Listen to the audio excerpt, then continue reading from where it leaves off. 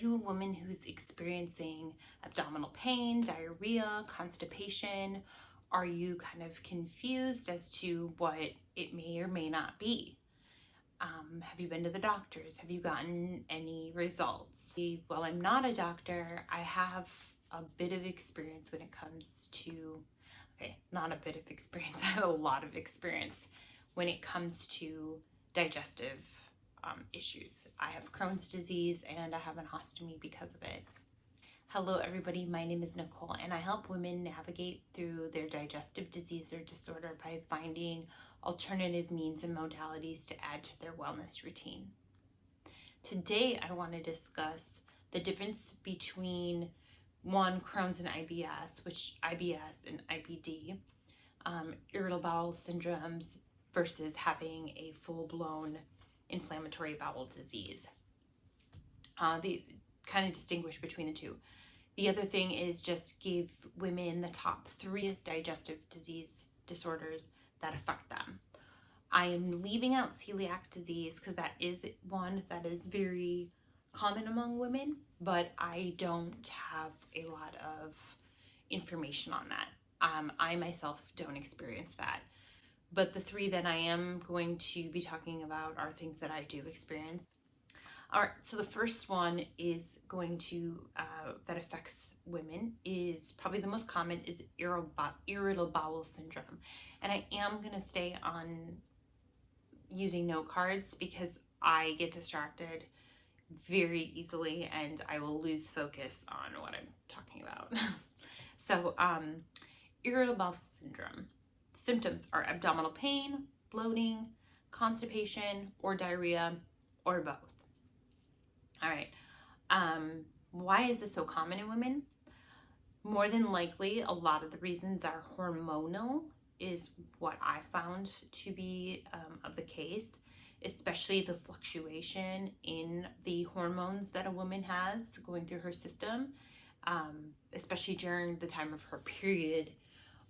Women will find that they are obviously more bloated because they're going through their cycle, but even more so because they're experiencing IBS from that hormonal fluctuation that they're going through. So also women with the amount of fluctuation in that hormonal flow, they are also having more bacteria go through their gut than men would. So another reason for the irritation. Management. Again, it's really just comes back to those core things that I think are most common, which is diet, drinking a lot of water, and stress management. I will say that I think the stress management is probably the most important piece of that puzzle. I know for me, I hold a lot of my emotions in my gut. I've noticed that since I was a child, and I've done a little bit of research and spoke with a lot of other people who have had somewhat of traumatic experiences that all do complain of the same kind of thing. So in the healing remedies that I've done for myself, I'm not going to get into them in this video, but I will say that there is a lot of inner healing, inner child healing that doesn't take place. And one of those things that could help a lot is helping heal your inner child, which is a lot of times things we have not done. We've suppressed those feelings and moved on. And while not letting those things get to you is good, it still are things you have to clear out in order to move on. Number 2 is inflammatory bowel disease, like Crohn's or ulcerative colitis. Again, I don't know a lot about ulcerative colitis. I do know that the similarities are there of Crohn's disease. So I'm just going to be speaking about Crohn's disease. The symptoms, again, I find it interesting that a lot of people and even doctors really focus on diarrhea. In my case, yes, I had a lot of diarrhea, but more so my problem was constipation. So symptoms: abdominal pain, chronic diarrhea, weight loss. Those are the most common. For me, I found that because what Crohn's disease is an autoimmune disease, and an autoimmune disease is where your white blood cells attack the area of your body that you're experiencing your disease in, creating scar tissue and inflammation. So for me, it was the backup of my digestive, of my bowels, the backup, and then an extreme diarrhea until I'm alleviated. And then the cycle repeated. So constipated for days, sometimes weeks, and then go, but in agony, pain, everything you can imagine I felt. It was like this extreme heat would come over my body because I was in such excruciating pain. And it's almost as if that bowels were just pushing, trying to get through, and it just wouldn't go. And once it did go, it was an alleviation, but then I was in pain for hours upon hours after that, because now I just put my body through that whole experience. So don't always think that because you're constipated that it can't be more than just constipation or IBS. It might be, because IBS, they're classifying as saying, diarrhea and or constipation. They don't stress it as much in the Crohn's world, that there is that level of maybe having constipation with Crohn's. They talk about it. I experienced a lot of constipation. Now, why inflammatory bowel diseases are common in women, I think this is just kind of overall in men or women, but it's genetic or environmental factors. I'm leaning more towards genetic. For me, I had a cousin who also had Crohn's disease, who does have Crohn's disease. We don't have our family roots traced very well because my grandma was adopted. And this would be on my grandma's side. So more than likely, it came from my grandma's side, who we don't know the family lineage at all anyways. Management and treatment. So this is another great topic. Obviously, diet, lifestyle change, surgeries. Yes, surgeries. So my experience with surgery was that my very first surgery I had on my intestines was when they went in and took out somewhere around 7 inches of my small and lower, my small and large together, where they hook up. The plan was to get rid of some of that scar tissue in hopes that constipation would go away. What ended up actually happening was, for one, I never experienced the relief. It never did anything. But the surgery itself did give me C. diff. The actual term for C. diff, I can't tell you what it's, cholesterol something, blah, blah. But C. diff is not something you ever want to have. It's kind of like having a staph infection, but in your intestines. And I came close to not pulling through that. It was a bad experience. Let's just say that. I was in the hospital for the 5-day stay to have the surgery. And on the 5th day, I was released with a temperature and knowing that I felt not good. Not really knowing what it was, they just chalked it up, I guess, to surgery or being in pain, I guess. I'm not sure. But I went home, and it was a close call because I was a single mom, and I now had my kids there with me, my 3 kids, and for some reason, and I'm thankful for this, the father of my kids stayed with me, and after a few days of me not eating and not moving off the couch, we took my temperature, and it was somewhere 104 or something. I guess I was shaking, I was lethargic, I was out of it. I didn't know what was going on.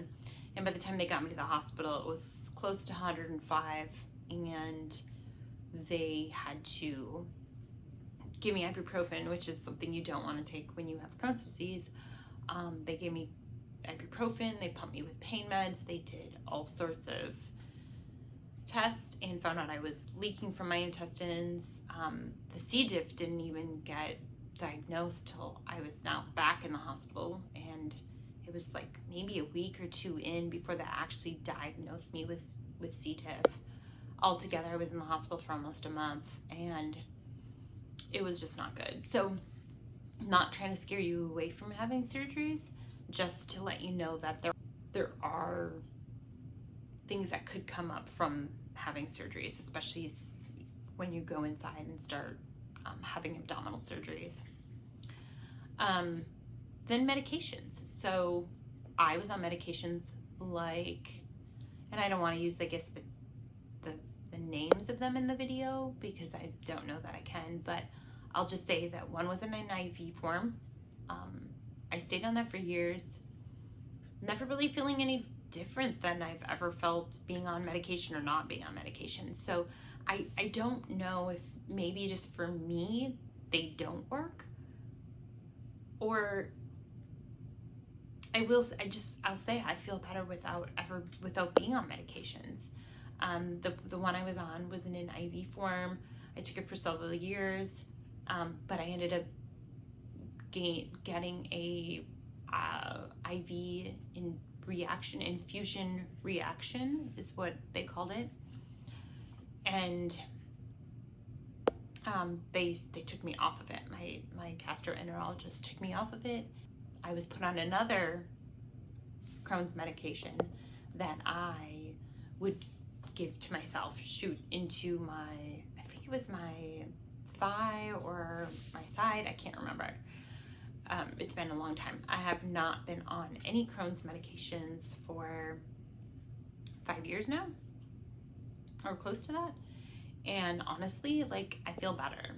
I don't know, maybe it's, it's easy to say, like, do I even have Crohn's? I've always questioned that, but I do. I mean, I've been to the Mayo Clinic. I've spent several days there having tests and seeing different doctors.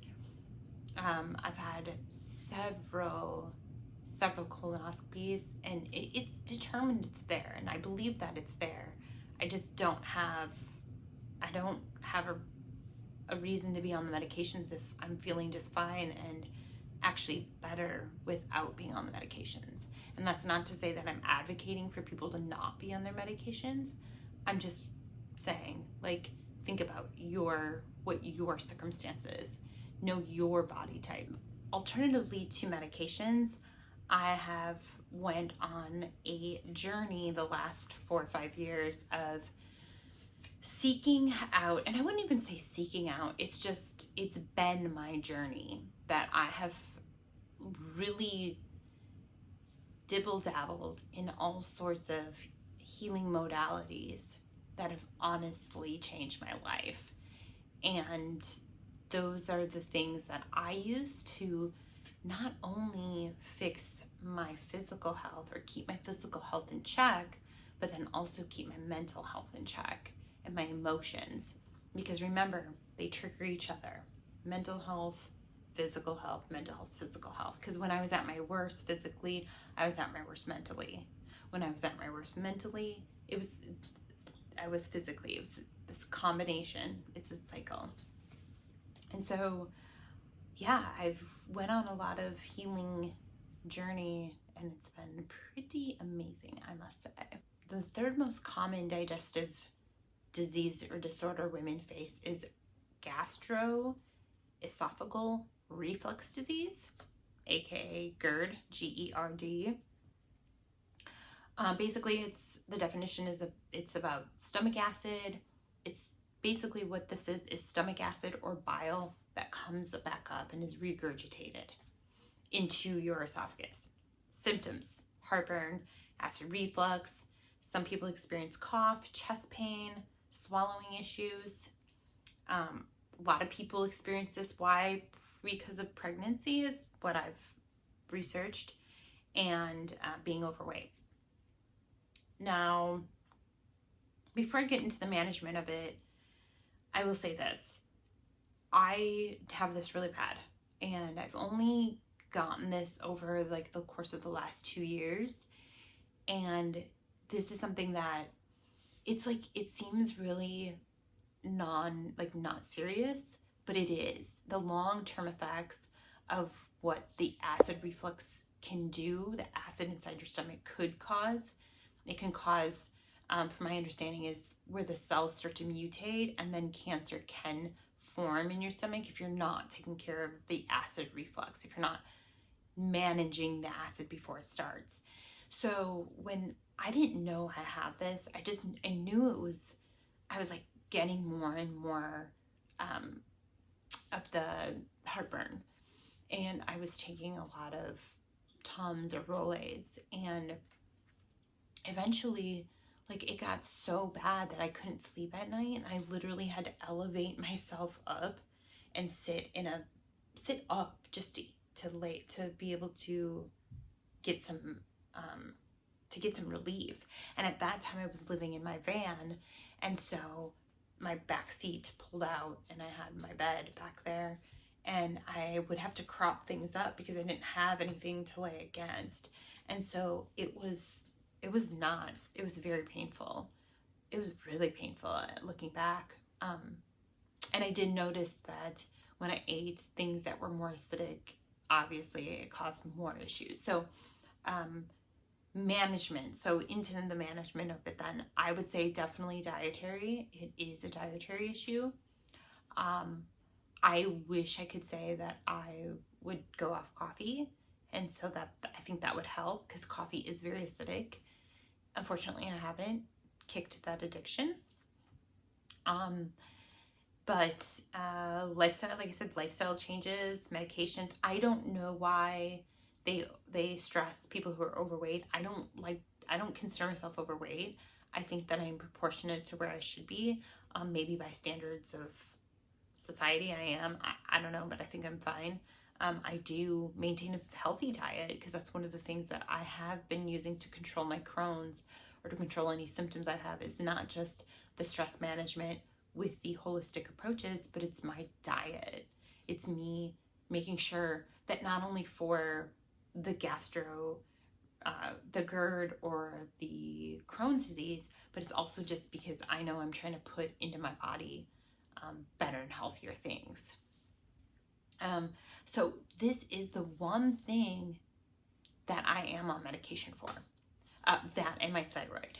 So those are the two things that I haven't found enough information or remedies on, and they're the least invasive of the medications that I could be on for other things. And so I do feel that being on them is definitely helping me, especially for that acid reflux. I know I need it, and until I find something that actually works, I will stay on it. Yeah, so those are the three things that women experience most. And I will stress this, like, as much as, yes, holistic approaches do work for a lot of things, there are things that you really should see a doctor about. And if you have acid reflux, and the reason I'm stressing this so much is because it's just something that I was never aware of. And until it came to me, until I experienced it, did I know the level of how much heartburn could really, what it could mean or potentially mean if you don't get that looked at. So if you're having long-term acid reflux or heartburn, please go get that checked out. You might want to have a endoscopy done. Your doctor might want to do one. Your doctor may want to try medication. And I really just encourage you to go have that looked at. Yeah, and the same with the IBS. You know, it's really hard to distinguish between IBS and having a disease. And that's another thing that only a doctor, I feel like, can really at least let you know you have. It's up to you how you want to take on the burden of having a disease if you do. It's how you want to manage those symptoms after that. I do encourage always taking the doctor's advice, but after some level of time that's gone by, if you haven't seen changes, I always encourage you to do things that are right, that you think are right for you. And I do think also that no matter where you are and what level you are of having a disease or a disorder, adding in holistic approaches to that wellness routine are very important. You need to invest in yourself. Women, men, I don't care who you are, we're never going to get all the level of care we need through our insurance and through seeing a traditional doctor. We have to back it up with seeking and doing things for us that feel right and feel good, because those are the things that I feel are going to help us the most. So thank you for watching, and like and subscribe for more videos and more content relating to digestive diseases, disorders, and holistic approaches that you can use to implement into your wellness routine. Thank you.